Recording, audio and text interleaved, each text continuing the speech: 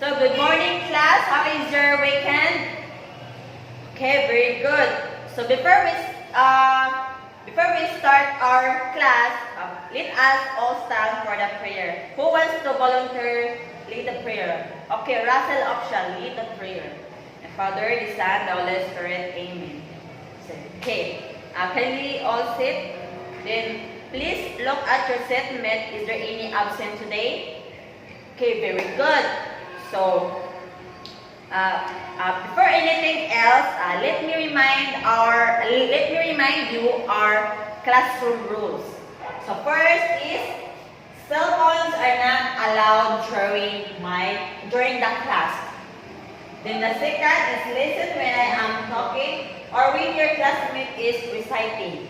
And the third one is raise your hand when you want to recite or clarify something. So, is that clear? So for us to be guided for today's activity, kindly read all our objectives.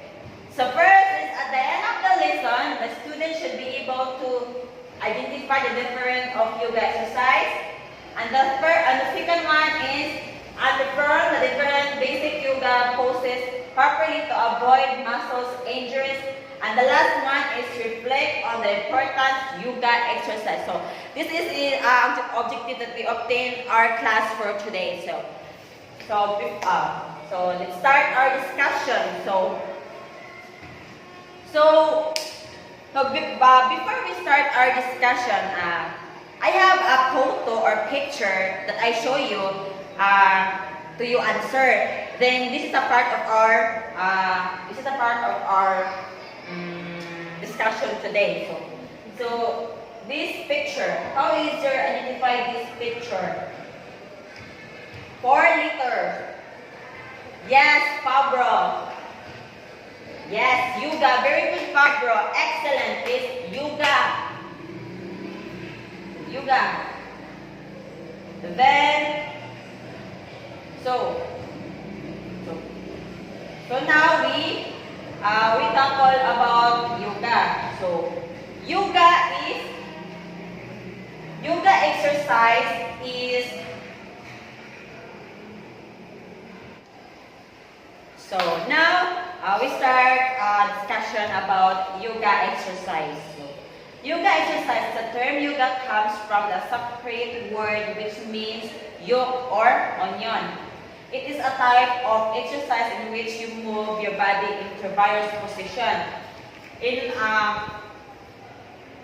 order to become more fit or flexible, to improve your breathing and relax your mind. So, yoga exercise daw is perform ni siya o kanang alalaing position. Dayon naapo say to become naapo say mga benefits nga to become more fit or more flexible.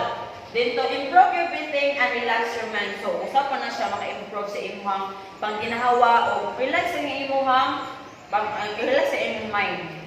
So muna siya ang yoga exercise. So what is the benefits of yoga exercise? So, the first one is everyone read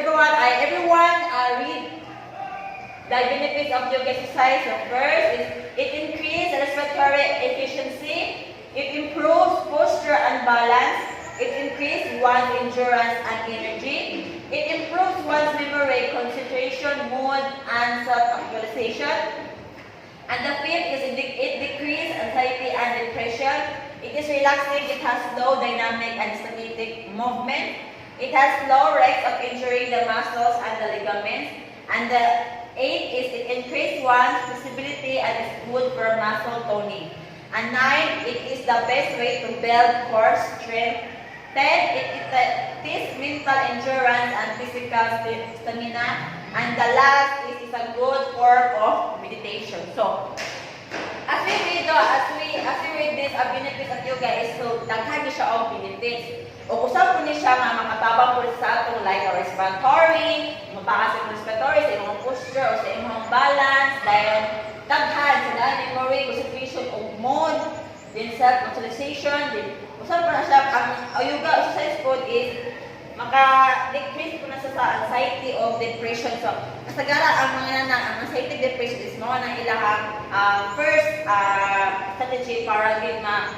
sila makuan sila, ma-relief. So, it is also relaxing. Then, it increase the possibilities good for muscle toning sa imong mga muscles. So, daghan kay siya of benefits. So, the different yoga postures. So, first is mountain pose or Tadasana. So, as you can see, that this picture is an example of mountain pose. So, hands are raised overhead, and then palms facing each other with arms straight. Figure of 1-1. So, kaya nga position is mag-hold ni siya in 1 minute. So, kailangan din siya perform ni siya of 1 minute. Then, and the second one is downward dog or hot dog or mukha sabanasana. So, muna siya kiro, muna gitawag siya og dog. Nagtuwad-tuwad ka, diba? Kita niyo? Nakita ninyo? So this body looks like an inverted V. So, V, nagpurma siya og V. Then, and the position is hold for the 3 seconds or full breath. So, ang kanyang position is, imo na i-perform is 3 seconds sa gihapon. Then, the third one is warrior or third type, Virabhadrasana. So, muna siya ang warrior type at third type. So, makita nimo, right neck is a bend at 90 degrees angle. So, and the left leg is a bend to a 45-degree angle. Arms are extended to the sides with the palms facing down, and this position is hold in 1 minute. So, muna siya. Muna ang warrior. So, muna example sa warrior. And the fourth one is tree pose or Vaksasana. This pose is all upright foot. Is positioned on the left side.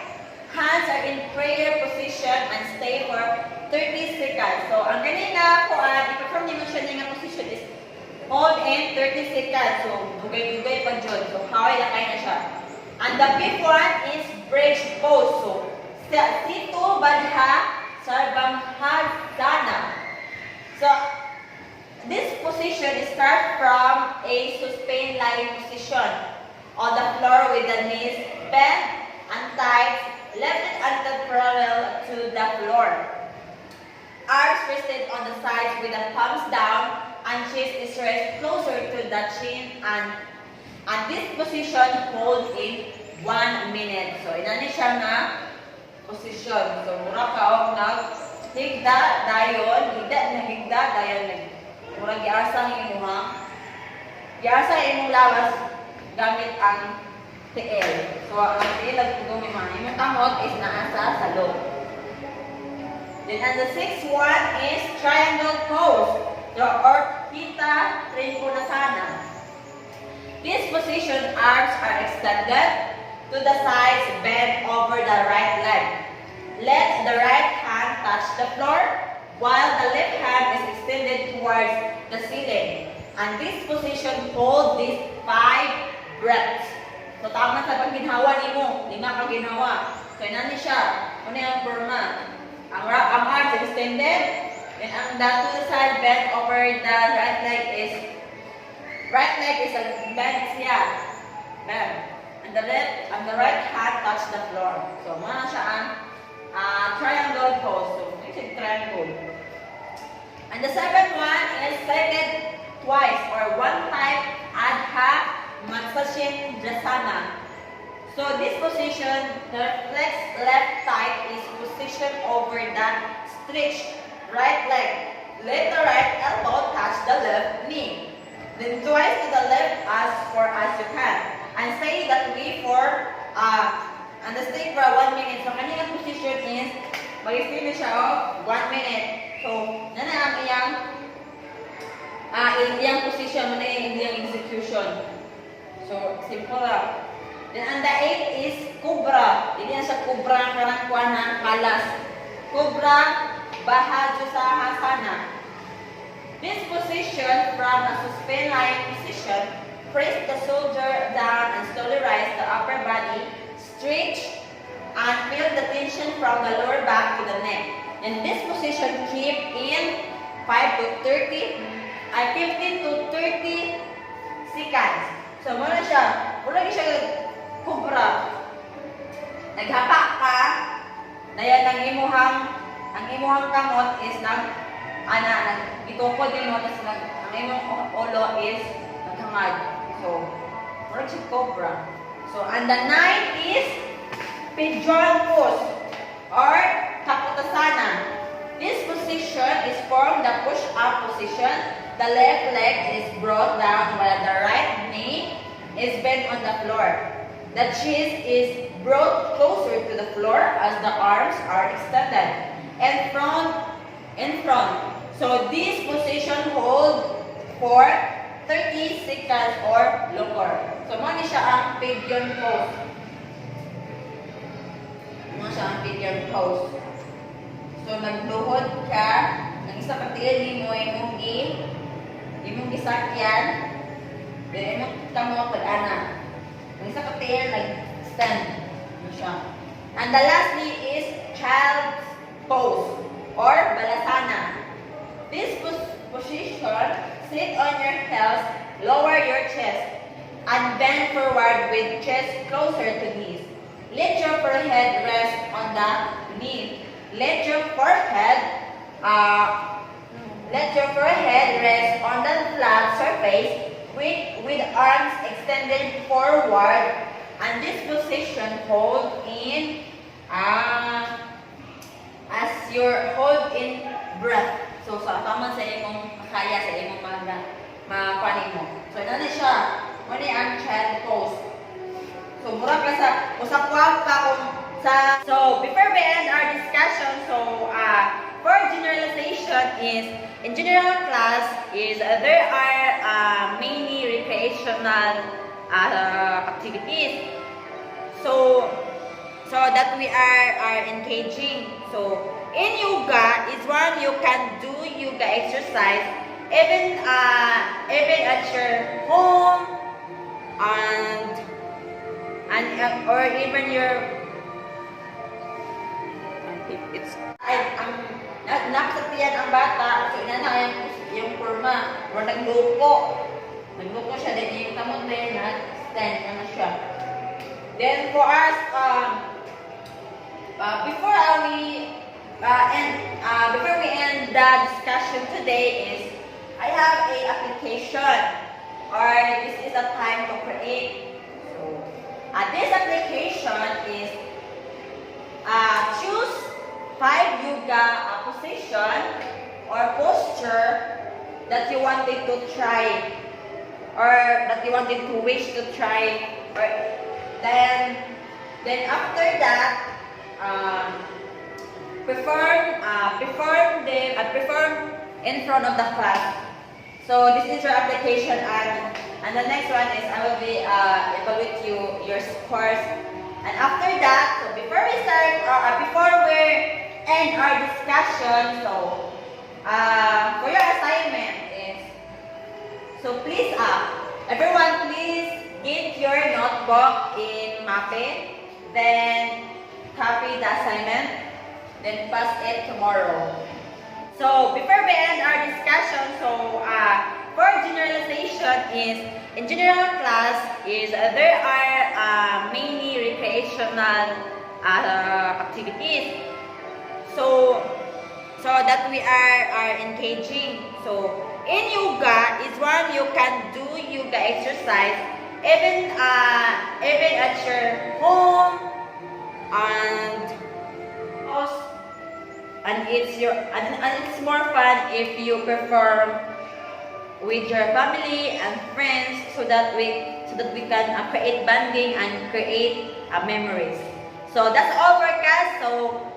So let's end this discussion. So before we end this discussion, please stand up for the prayer and the following. Please arrange your chair and then you go home na. Bye class and have a nice day. See you in next meeting.